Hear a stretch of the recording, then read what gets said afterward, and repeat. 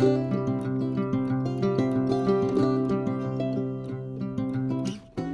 everyone, welcome back to Say Mojo Homestead. I shot a video earlier this week and I wanted to take some time to share it with you right now. But it is all about how and why we are direct composting in our garden.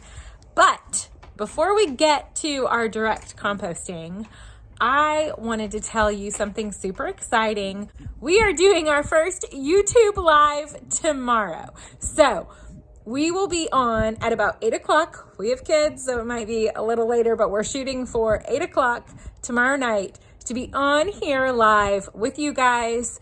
Come hang out with us, ask us questions.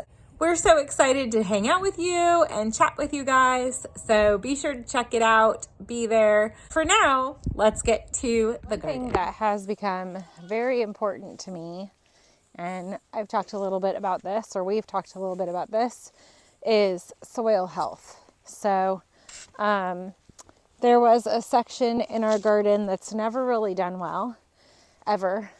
It's in the upper back part of the garden, the original garden space, and things have just always struggled there. So I did a lot of reading this past summer, and if you've been around, I like to read and research and see how things are done in other places.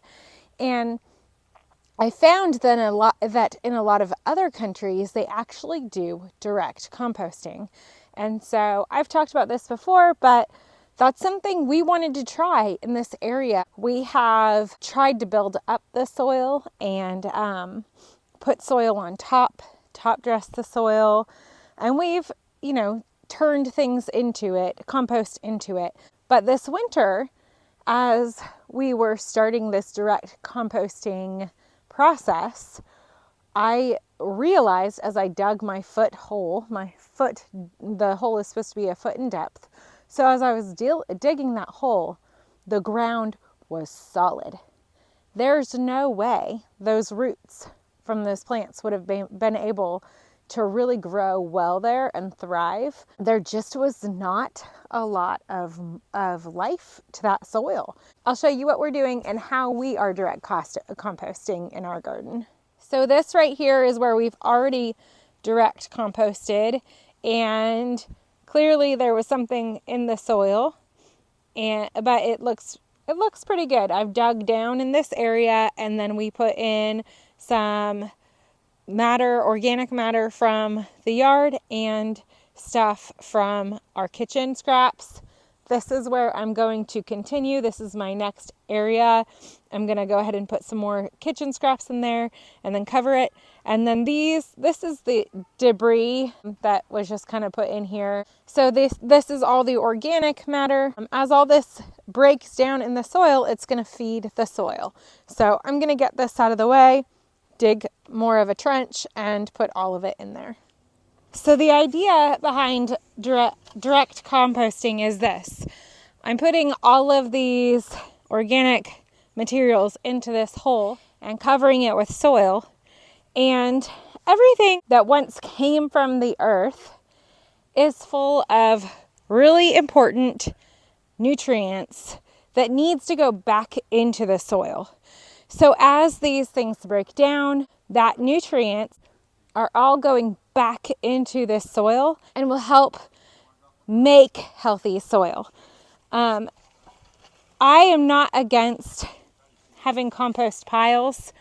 Our garden is thriving because someone we know is amazing at making compost piles. I told Jeremy, I was like, we have got to figure out how to make these really successful compost piles and create our own compost if we're going to be self-sufficient, if we're not going to have to pour tons of money into amending our garden each year.